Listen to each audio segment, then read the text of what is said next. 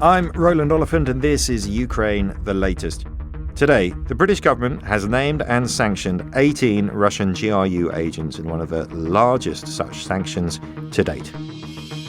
Bravery takes you through the most unimaginable hardships to finally reward you with victory. Russia does not want peace. Erstens, wir verteidigen mit unserer Hilfe für die Ukraine auch unsere Freiheit und unsere europäischen Werte. If I'm president, I will have that war settled in one day, 24 hours. We are with you, not just today or tomorrow, but for 100 years. Nous ne pouvons pas, comme Européens, laisser gagner la Russie en Ukraine. Nobody's going to break us. We're strong. We're Ukrainians. It's Friday, the 18th of July, 3 years and 146 days since the full-scale invasion began. And today, dialing in from Germany, I'm joined by our executive editor for audio, Francis Dearnley, who, further to the usual diplomatic updates, talks with Dr. Jade McGlynn about the latest resistance activities in the occupied territories. But first, I talk through the military updates of the past 24 hours. Russian drones and bombings killed at least 6 people across Ukraine's east and south, local authorities said today. A 52-year-old man was killed in one drone attack in Donetsk. Governor Sergei Lysak said that administrative buildings, a shop and private homes were also damaged in Dnipropetrovsk region. Ukraine said Russia fired 35 long-range drones overnight, which is a relatively low number compared to the several hundred Moscow is capable of launching. This was not one of the record-breaking nights of recent weeks, in other words. The Russians, for their part, say they shot down 73 Ukrainian drones over Russian territory, including 10, it said, were headed for Moscow. Most of those drones were downed over southwestern regions, 31 over Bryansk. That's the region that borders Ukraine and Belarus, according to the Ministry of Defense. Sergei Sobyanin, the mayor of Moscow, writing on Telegraph, made no mention of casualties or damage, but said emergency services were examining an area where drone fragments fell to the ground. And Rosaviatsia, the Russian Federal Aviation Agency, briefly ordered the suspension of operations at Domodedovo and Zhukovsky Airport. That's 2 of the 4 airports that serve Moscow. Moving on to the ground war, and starting, as is our wont, at the kind of 12 o'clock position of the active front line, which means the battle for Sumy Oblast. The headline here is that the Russians are in trouble there. This is from the CDS Ukrainian think tank. Fierce battles all along the entire perimeter of the Russian incursion into the border zone of Sumy Oblast. They say that the Russian Kursk operational grouping, or the commander of the Russian Kursk operational grouping, is seeking to prevent the withdrawal of its advanced units while at the same time expanding the central and eastern part of the incursion. In the west of that area where the Russians have really got into a spot of bother. So it's around a place called Kindrativka. The Russians seem to have been, or probably going to have to, abandon some of their forward positions and retreat, because we're getting reports from several Ukrainian sources that essentially the Russians have been surrounded there. I was talking to someone a couple of days ago, and they were talking about the 155, the 155th Marine Infantry from the Pacific Fleet in particular had run into an awful lot of trouble in that area. We're now seeing mentions of other units who've been put in there and claims that they've been made essentially combat ineffective. So the conclusion is that the Ukrainian Defense Forces already control most of Kindrativka. If the Russians don't withdraw from it, they're probably going to face destruction, defeat, surrender. In the area of a place called Alexeyevka, enemy's advanced units are practically enveloped from the flanks. That's Ukrainian speaking. That's what enemy means Russian there, both from the west and the east. But the Russians continue to hold their positions in the village and to try to attack out of it from time to time. Moving further around the front to the lodgement to the north and slightly northeast of Kharkiv city, Vovchansk and Veliki Burlak, the Russian 11th and 44th Army Corps are still conducting offensive operations there. They seem determined to reoccupy that big chunk of eastern Kharkiv Oblast that was liberated by the Ukrainians in the autumn of 2022 in their Lightning Kharkiv offensive. That seems to fit with a series of kind of synchronized moves by the Russians, both there in Vovchansk and Veliki Burlak, but also over in Kupiansk on the eastern side of the region. At the moment, that doesn't yet seem to be the primary objective of the Russian operations as yet, but it seems like that's what they're pushing towards. The Russians continued offensive operations in Kupiansk on the eastern edge of the Kharkiv region, but didn't make any confirmed advances. They did advance near Barova, depending on where you put the stress in that word. That is essentially the Ukrainian kind of bridgehead on the eastern side of the Oskil River in Kupiansk has been divided by the Russians into a number of separate segments. Barova is the village in the middle of the segment south of the Kupiansk segment. So Russian forces have made small advances there over the past 24 to 48 hours. They continued offensive operations towards Liman, further south of that, didn't make any advances. South of the Liman section of the front line in Siversk, Russia's 3rd Combined Arms Army. They're still pushing a creeping offensive against that salient. You know, regular listeners will know this because I say this all the time. But if you're not a regular listener, the Siversk salient remains the easternmost foothold of Ukrainian-held territory. So it kind of juts out into the Russian line. It's defied Russian attacks for months, going on years, I suppose now. The Russian formation opposite it is the 3rd Combined Arms Army. It's trying to mount what the Center for Defense Strategies calls a creeping offensive in order to close up on the approaches to Siversk city from the east and northeast. They say they're struggling a bit there because they're having to fight on a very wide front south of the Siversky Donets River, which is the main river that runs through that whole theater of the Donbass theater of the war, and that they do face regular Ukrainian counterattacks there. Moving south into Donetsk region, Russian forces continued offensive operations in Chasiv Yar, did not make any confirmed advances. The same story down in Toretsk. And then we're getting to Pokrovsk, which, as I'm sure you all know, is the main center of the Russian effort on the ground at the moment. Pokrovsk now sits in the center of a kind of a crescent moon lying on its side, if you see what I mean. So the Russians have a kind of one point of that crescent pointing up towards the east of the city, one to the west of the city. The Ukrainians hold the kind of salient developing in the middle of that. The main Russian effort right now is on the eastern point of that crescent. They're pushing towards a village called Chakhovia, on the northeastern tip of the crescent. We've got reports they've really intensified its use of guided aerial bombs, glide bombs, as they're often known, and those are those very, very destructive. I mean, the size of the bomb can vary, up to 500 kilograms, very accurate, launched from a good way back, so planes don't risk coming into contact with the Ukrainian air defenses, and able to put really huge explosive power with quite devastating accuracy onto Ukrainian positions, and a noted increase or intensification in the use of those weapons in that area. There is geolocated footage, this is from the Institute for the Study of War, geolocated footage published on July 16th that shows the Ukrainians did recently advance in Novoekonomichnya. Now that is a village also on that eastern flank, so that suggests the Ukrainians are still putting in counterattacks there to try and hold up the Russian advance. And on the western horn, or the western point of the crescent, whatever you want to call it, that's also seeing some action. So although the main Russian effort is in the east, on the west, Russian military bloggers have claimed that the Russians advanced within the village of Udachnya. A Russian military blogger also claimed that Ukraine had counterattacked near a place called Kotlinya, also in that same sector. So still activity there, but the main effort, as we said, on that eastern thrust. And just to add in a little bit of context, I'm sure anyone who's looking at the map will realize this, but there seems to be two objectives there. One is, of course, to envelop Pokrovsk.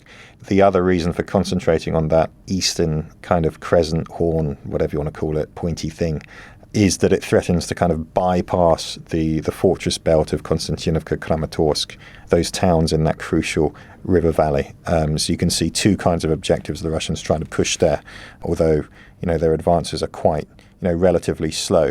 To the southwest of Pokrovsk, we get to an area referred to generally as Novopavlivka. This is a different story. I started off this update saying the Russians are in a spot of bother up in Sumy, where the Ukrainians are really in a spot of bother down here, and they seem to have transferred quite a lot of troops from Pokrovsk because, Pokrovsk has been going quite slowly.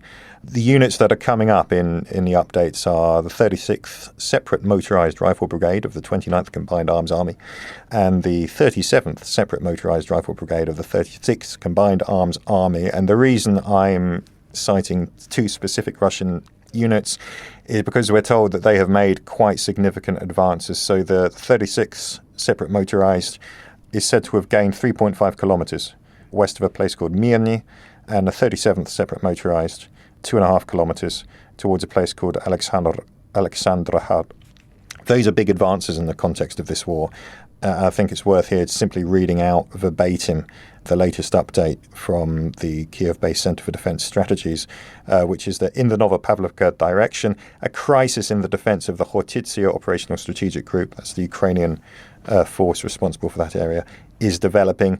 Within 2 days, the enemy's Vostok operational grouping occupied a territory with a total area of 9 square kilometres, sometimes penetrating Ukrainian defence by more than 3 kilometres. If the situation in this direction does not fundamentally change in the near future, the enemy will be able to reach the Vovcha and Solona rivers in the administrative border with Dnipropetrovsk Oblast in the Alexandrad and Novopavlovka sector.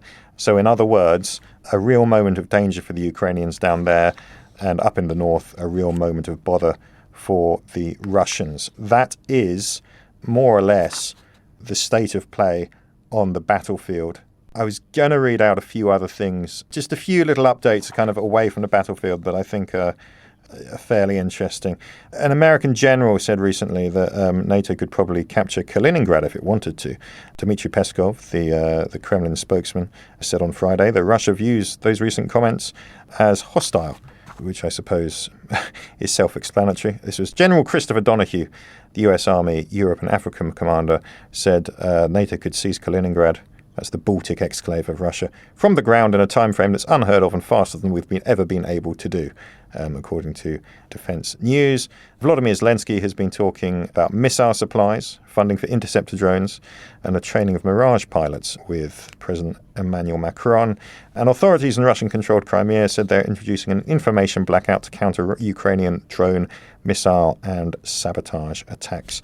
I'm going to leave it there, and I'm going to turn to dear old Francis, who is away somewhere in Germany, of all places. Francis, would you like to speak to us?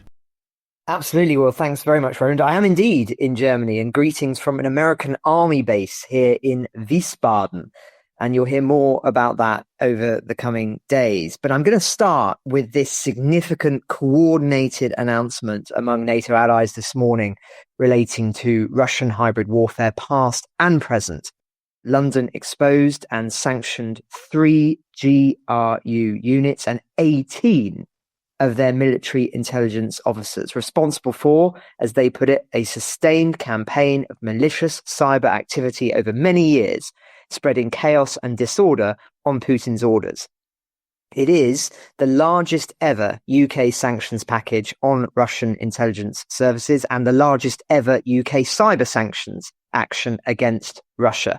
Now, Unit 26165, one of those sanctioned today, naming its members, conducted online reconnaissance to help target missile strikes against Mariupol in 2022, including the one destroying Mariupol theatre, where hundreds of civilians, including children, were murdered.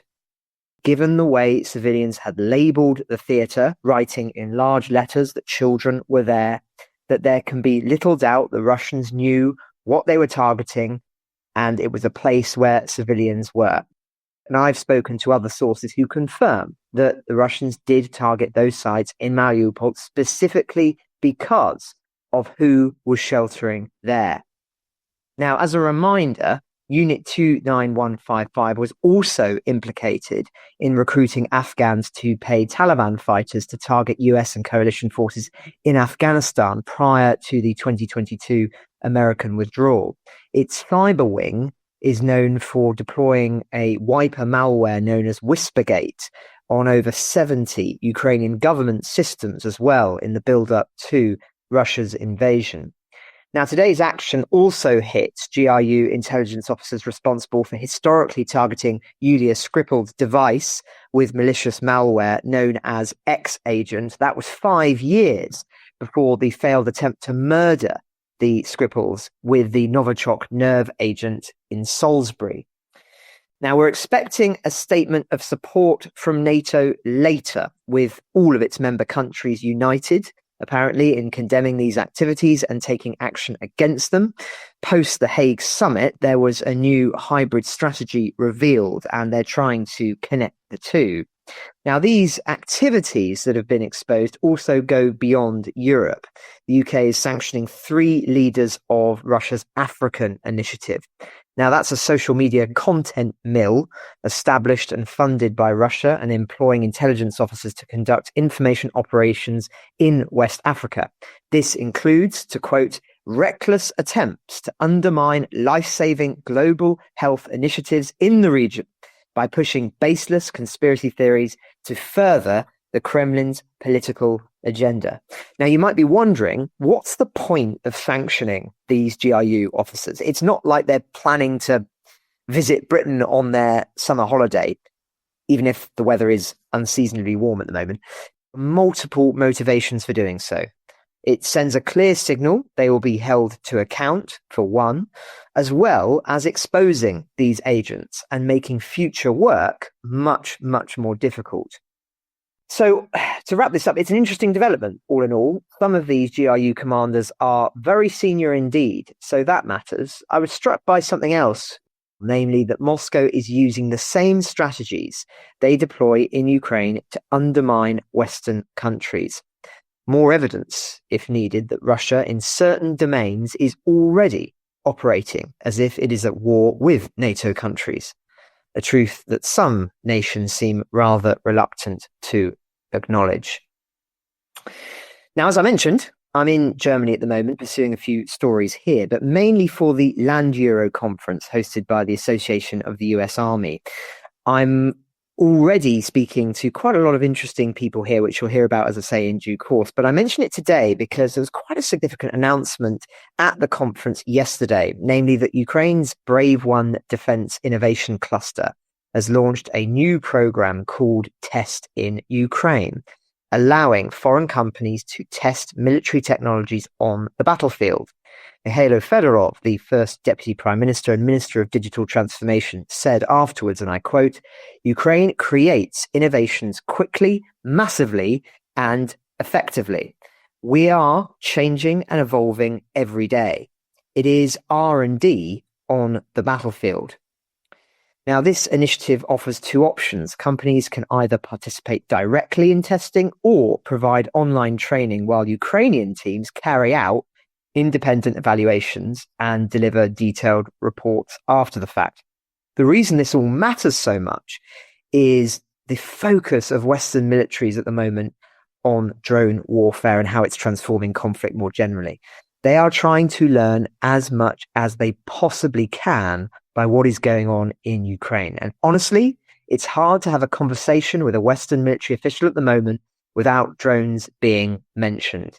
And it's for that reason that, according to Zelensky yesterday, he and Trump are exploring a potential agreement involving the purchase of American weapons in exchange for the sale of Ukrainian drones. Now, speaking to the New York Post, he said, "The people of America need this technology, and you need to have it in your arsenal. I think this is really a mega deal, a win-win, as they say." Now, just lastly, Roland, while we're on the subject of Ukraine, Adley mentioned yesterday that the next hurdle in the appointment of a new Ukrainian government had been reached, namely the resignation of the current prime minister. Now that has happened, Yulia Sviridenko has formally been appointed with the support of 262 votes, with 22 voting against her and 26 abstaining. So very comfortably passing the threshold. And we'll have to see what announcements come out of Kyiv as a consequence of that quite substantial reshuffle. So that's where we are in terms of major political updates and announcements. I should add that the story relating to the unmasking of these Russian spies is moving at pace, with more expected from NATO allies over the coming hours. Joe has just literally published a piece with photographs of the spies and biographies of their alleged activities. It's well worth reading, and we will, of course, link to it in the show notes. But that's where we are, Roland. Thank you very much, Francis. Thank you for calling in from Germany. Yes, absolutely. Please, it is very fast moving. In fact, it's so fast moving.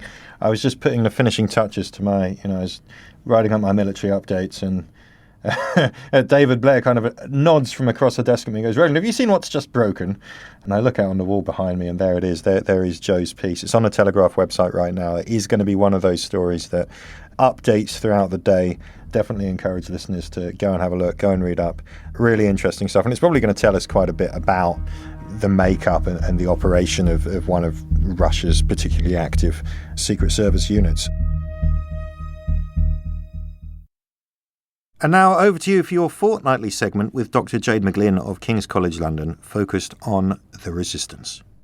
Thanks, Roland. Yes, Jade, welcome back to the podcast. And we are going to hear the regular updates on resistance in the occupied territories. But first, I know you want to start with a deeper dive on a specific subject before perhaps we branch out into a wider discussion of some of the themes that we've covered together in recent weeks. But where do you want to start, Jade? Thank you. Yes, today I wanted to start by looking at some of the Voin or warrior clubs, and in particular their role in the militarization of children. There was a really good GlobeSec report that came out, but what I want to talk about today is actually something that Petr Andrushenko and his team at the Center for Occupation Studies brought to my attention. They managed to find a Telegram channel. I can provide the link to you. Probably I wouldn't put it in public, but I can provide the link. And it's a really quite rare first-hand window into these clubs, because this Telegram channel was created and is run by the children themselves who are going through this militarization process. So they're in the 7th unit of the Warrior Camp, which is in Volgograd, and it's a flagship project of Russia's military patriotic education system. Normally, media access to the camps and their curricula is really tightly controlled, especially because this camp has a lot of children from the occupied Ukrainian territories. So naturally, it's quite fascinating. As a bit of kind of context, the warrior centers, they're officially overseen by Sergei Kirienko, who's one of Putin's sort of right-hand men. He's the head of the presidential administration. And he's somebody who I swear I am so worried that he is going to position himself as a sort of crucial figure when the day finally comes and Vladimir Putin finally dies. And then people in the West will say, oh no, he's more liberal. So I really hope that people remember his role in militarizing and indeed stealing and abducting children when that time comes. Just a fear. Hopefully it's just a fear of mine. They're sort of interlinked as part of that broader ecology or infrastructure of the warrior centers. So they intersect with the Russian Orthodox Church, with Yunarmia, the sort of the youth army, and there are also regional political elites involved. In particular, some in the Orthodox Church made an awful lot of money off the militarization of children, like any good moral priest. In the case of the Volgograd camp, there's about 1,200 children, many of them from the occupied territories who already passed through. So this is this year, so mid-July, and each intake accommodates up to about 850 children, roughly about half of whom come from the occupied Ukrainian territories, so Mariupol, Melitopol, etc. So by the end of the summer, we can expect that over 6,000 children will have gone through this one camp, and there are many other of these camps across Russia. For example, in 2023 to 2024, I think it was 56,000 children passed through the system.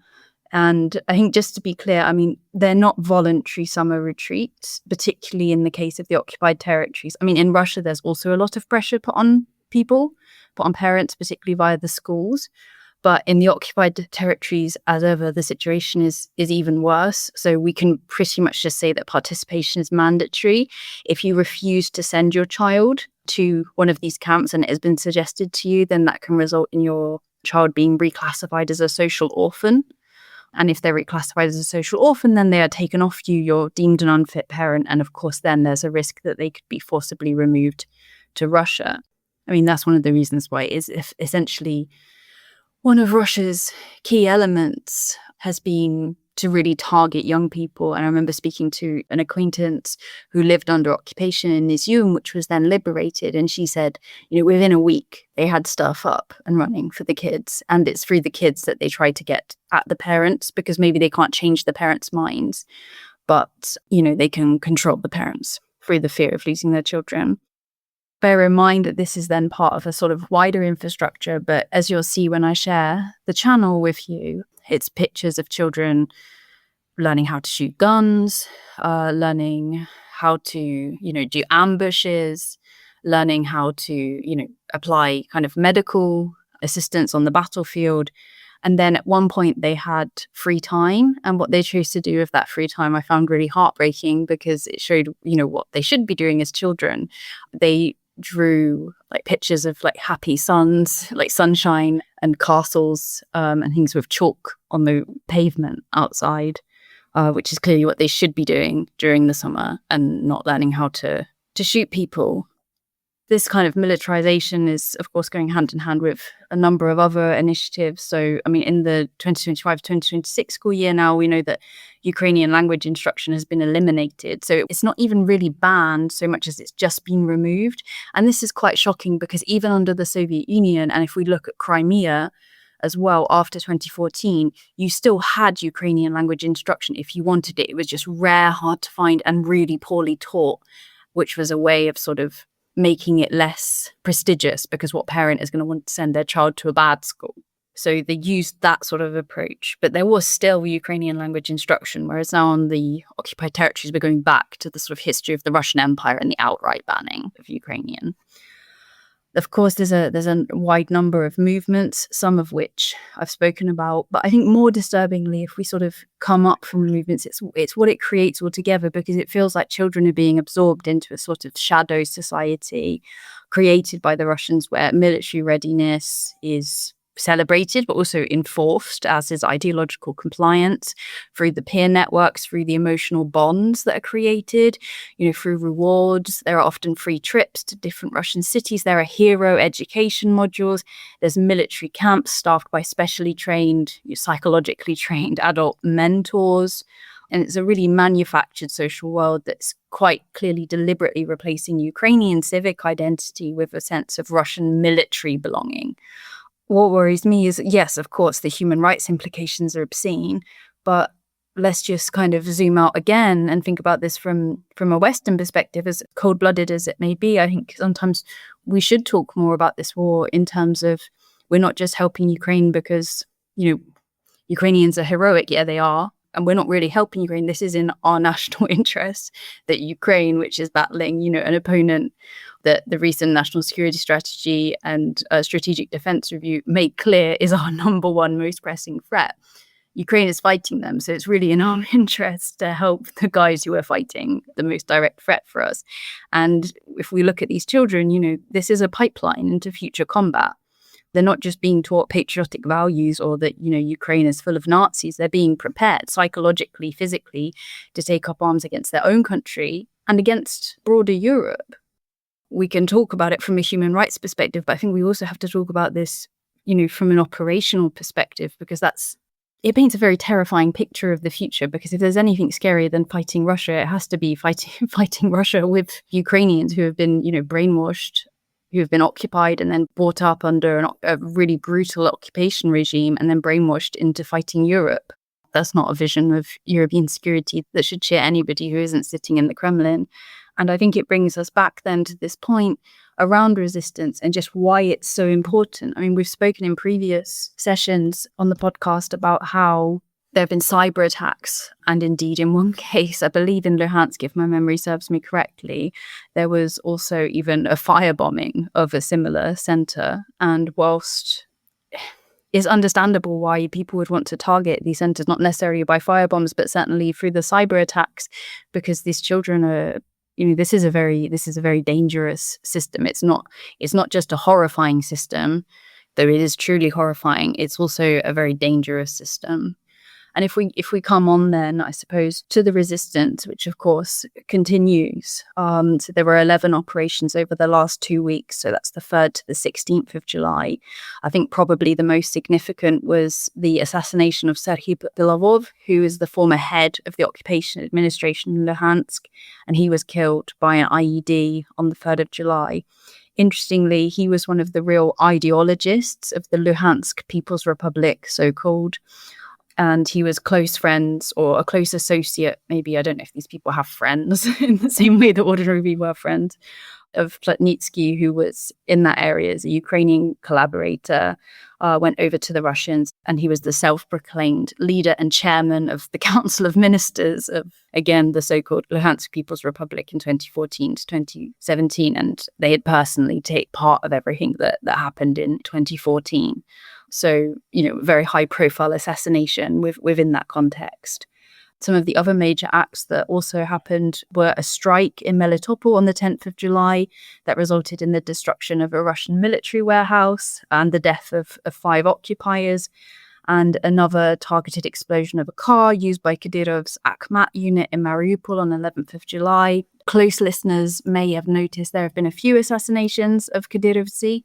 Obviously, some people choose to embed with Kadyrovцы and write pieces insinuating that Ukraine invaded Russia with no real cause, as in the case of the New York Times. But in the Telegraph's case, we're talking about different experiences with Kadyrovцы from the perspective of their victims. And I think it's fair to say the Kadyrovцы are very much hated in the occupied territories. So that's one of the reasons that they are such a point of focus.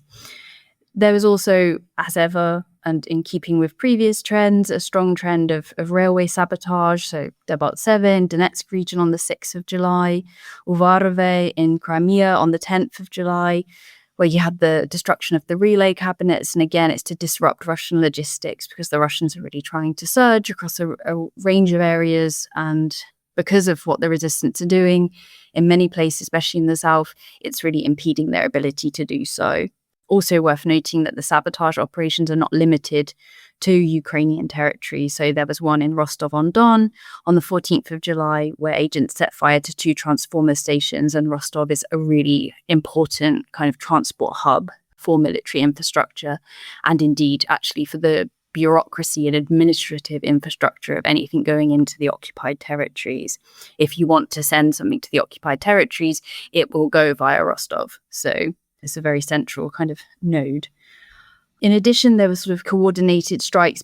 Of course, the resistance continued to provide huge amounts of intelligence to allow for coordinated strikes, such as the targeting of Russian Grad rocket systems that were located in Donetsk region. Many of the strikes that we hear about, they are all only possible because of on-the-ground assistance. That may sound, obviously it doesn't sound as shocking or maybe as newsworthy as blowing up 5 Kadyrovites, but it's really integral and most importantly as well, is much safer for people to do because, the resistance on the ground is also important to keep them safe. And then finally, a bit of non-violent resistance. So on the 15th of July, there were a number of different resistance groups who marked the day of Ukrainian statehood, so emphasizing themes of dignity and defiance under occupation, so leaflets, symbolic messages. Atesh, for example, has a civilian wing. There was also public graffiti in Mariupol and sort of slogans reminding local residents of Ukrainian sovereignty, I suppose.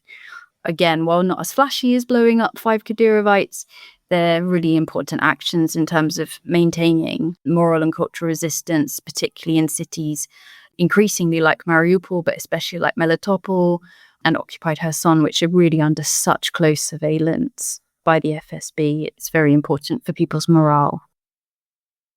Well, thank you very much, Jade, for that update. There are a few things I'd like to ask you about based on what you've said, and I'm very glad that you started with the subject of children. It is a subject, in terms of specifically the warrior camps, that we've talked about on the podcast previously, but as you say, we're learning more all the time, and I think the scale is very striking. And I just wanted to ask you, first of all, you will have heard, I'm sure, that the figure recently of the number of kidnapped children has been officially increased by Yale from 19,000 to over 35,000. I wonder, do you have any sense of the percentage of those children who have gone through a re-education process akin to this, whether it be militaristic or whether it just means simply attempts at brainwashing and cultural eradication? Sure. I mean, every single one of those children who have been abducted into Russia will have gone through a very in-depth re-education process. Every single one of them. Perhaps in many cases it may not have been as militaristic. I mean, there's a real focus when they kidnap children on children with disabilities or with sometimes kind of psychological needs, which is obviously quite a few children after you've bombed their city and killed their parents. So they may not always have the same militaristic edge as something like Voyn, but they will have all been through a very in-depth and quite special re-education process. There's quite a lot of detailed evidence of this, unfortunately. So they will have all been taught to hate. I mean, I think even Lvova Belova spoke about it in quite an offhand, disconcertingly offhand way, about one of the children that she kidnapped, abducted, in her words, fostered, and about other children who, first of all, when they brought them, that they would sing the Ukrainian national anthem, they spoke Ukrainian, and then after a while, inside Russian care, constantly being told, Ukraine is awful, Ukraine has abandoned you, Ukraine is full of Nazis, your parents have abandoned you, nobody loves you, only Russia's here. They broke and they stopped singing the Ukrainian national anthem. And of course, this is a war crime. We've spoken about it so many times, but it is important to underscore that. Many would describe it as genocidal behaviour.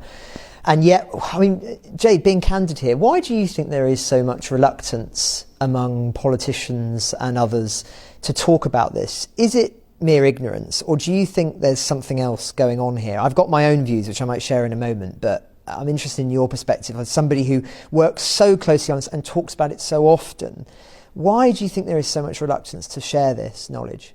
I think there are a few reasons. I think one of them is just purely ideological, in the sense of, in terms of our ideology, that is actually really hard, I think, for a lot of people in the West to understand that this is truly happening, and in, quite such a blunt way as well. The Russians don't really hide it. They might hide certain aspects of the curriculum, but they're very open about what the warrior camps are for and what they do.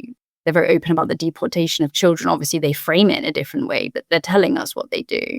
I mean, it's a question that I think about a lot, why do people refuse to accept that Russia is what it is, even though it tells us and even though all the evidence points that way, including sometimes Russianists, let's be honest, or indeed Russians who've had to leave their country. And I'm not saying that my view is entirely right either. We all only can be a bit right. I've made many mistakes and I will make many more.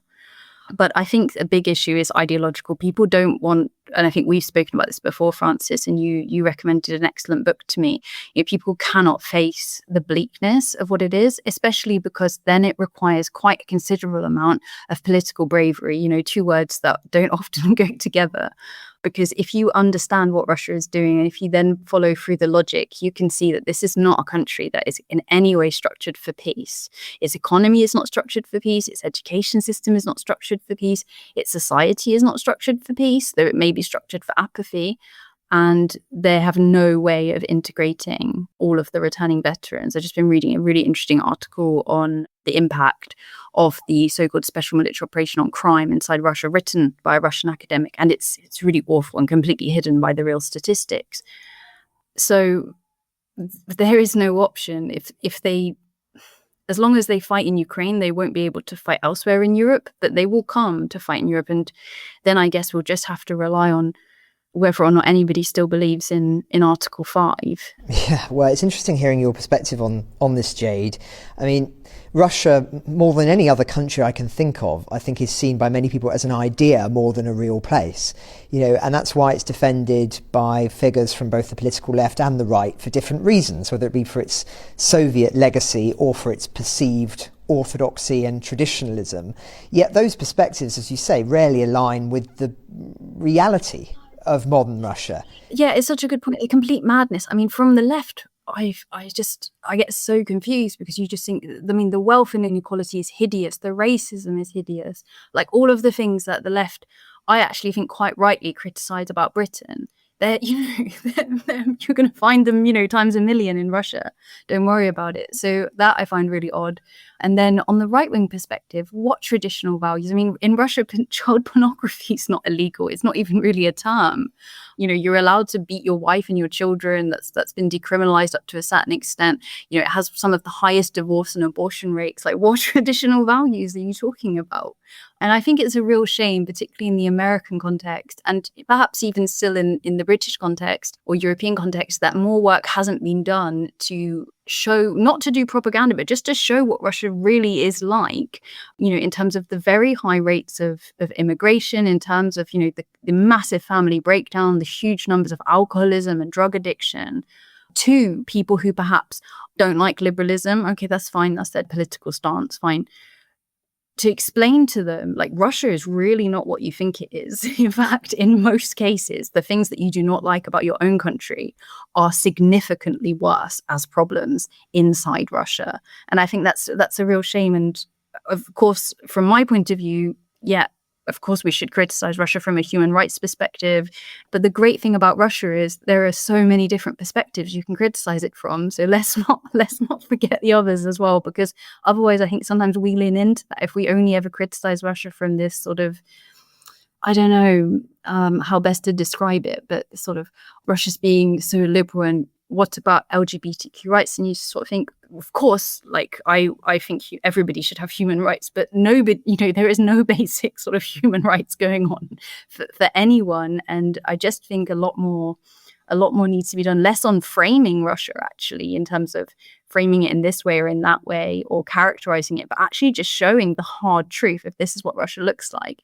And for that, I'm always grateful that my first extended period in Russia was spending an extended period working with other volunteers at an orphanage in Pskovskaya region, one of the poorest regions in Russia, helping mentally disabled orphans. Because, living in a Russian village where pretty much all of the men were alcoholics, where if you wanted water, there was the well, where they were outside, the toilet was outside, where if you wanted to wash something, you went to the river, where you saw the real degradation of what the Soviet sort of impact was.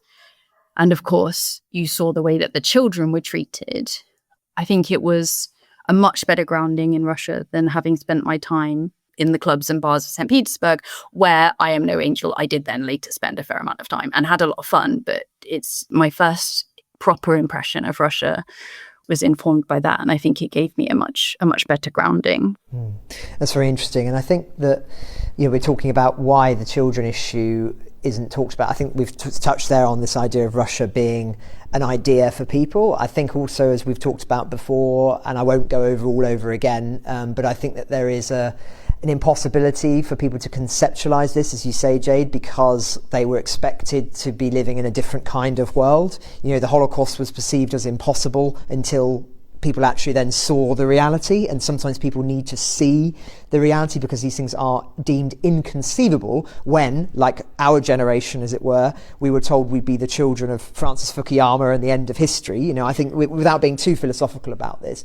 But the other, and this is pure speculation, I wonder whether there is also a part of political establishments around Europe and in the wider West that think if we are to have a ceasefire and to negotiate peace, we can't be talking about the Russians as they are. We can't be talking about them as Nazis. We can't be emphasizing and underscoring the horrors done to children, because we're going to have to be shaking hands with these people at some point. I mean, have you ever heard that? Yeah, I have. I have heard that. I mean, in political levels, obviously in closed meetings, well, not even political, let's call it more official levels. Don't unfairly tarnish any politicians. And I also won't say sort of which countries, but there are some countries that say it more. Yeah, this idea of, well, we're going to have to work with the Russians afterwards. And are we? Like, why? I know that some people say, oh, that's very naive, but I actually think that they're very naive, because if they think that there's going to be a Russia, in the next, let's say, generation that one can work with, then I think the naivety is on their part. And I just want to come back very quickly to your point on Fukuyama, because I think it's so true. And the point I come back to is, it's not my point. It was written by a wonderful Serbian author called Milan Subotic, whose book, unfortunately, is only in Serbian. But he wrote about the fact that, in 1989, everybody was looking at the Berlin Wall falling and taking the lessons of what the future would be like from that. And actually, we should have been looking at Belgrade and Kosovo and all of the kind of the reopening of historical wounds and the digging up of graves from World War II by the Serbs to prove that, the Croats were still collaborators now, and to justify aggression then. And that's just a point that haunts me, because I think it's true. Hubris, absolutely. And I'm haunted, as you are, Jade, by when somebody said to me, a Ukrainian, I won't name them, that we're fighting this war now so that our children won't be fighting against yours tomorrow. And it speaks to what you were saying earlier with these warrior clubs. I mean, this is the reality that we're dealing with here. And yet there is, for all the reasons we were just talking about, a great great deal of reluctance seemingly to talk about it, which is why, of course, you listening at home, we're so grateful that you're tuning in and hearing this, and will be in a position to share this with other people, because there are not many people talking about these subjects, just as there are not many people talking about resistance in the occupied territories. But we're coming to the end of our time, Jade, and I'm very aware that your time is very precious. And now my children, hopefully, are rounding out the child theme. Right. Well, is there anything that you want to leave us with, Jade, or shall we end on that more optimistic note with your children arriving? Yeah, let's end on children. Okay. Well, thanks very much, Jade, as ever, for your time. Thank you. Bye-bye. Thanks. Fantastic. I'm just going to leave you with a shameless plug of my own for our sister podcast, Battle Lines. On the question of Patriot missiles, we just had a very long, interesting conversation I did yesterday with Ed Stringer, the former RAF Air Marshal, about just what makes a Patriot missile so popular. Why did we all get so excited when Donald Trump first said he's not going to give any more to Ukraine, and then he said he's going to give more to Ukraine? So inside a Patriot missile, that sounds a little bit cramped, really, doesn't it? But if you're interested in that debate and the real kind of technical stuff from a aviation warrior, I suppose, do have a look at that. We will also on Battle Lines be having a question and answer episode. If you have any, send in your questions and we will be answering them at some point. Until then, Francis, where is Wiesbaden anyway? Wiesbaden's very near Frankfurt. It's very near Frankfurt, and it's mainly known. It had quite an interesting religious role historically in this part of Germany, but also mainly now its significance is known because of the American bases that are nearby stationed here. I have to say, one of the most striking things is how well integrated the American forces seem to be here. I mean, they've been here for decades. And so, quite often you'll see men in fatigues, women as well, of course, walking around the town and spending time in restaurants and the bars and things. This is just normal life here in Wiesbaden. So a very interesting town. And it was known, I should say, I mean, since we've got a bit of time to fill, Roland, it was known, fascinatingly, in the Roman period as being a spa town. It actually produces natural hot springs, and they still have them here. So you can walk out to, the equivalent of the city fountain, but it's really, really hot water. The Romans, in their endless adaptability, discovered this and made this place somewhere that was well known for wealthy folks to come and spend and have a deep soak on the frontier, because of course that was the other element of this. This was a frontier town back in the days, and I always find it extraordinary. This fact blows my mind that because of the climate, it's possible for you to brew beer or brew wine, or you can't brew wine, but make wine here. But because of the Roman Empire, the border to this day, the cultural border as to whether you make beer or whether you make wine, it can be made in both, but it still follows the line of the old Roman Empire, which you make. But it doesn't really feel like the Roman frontier anymore. It's a very nice place.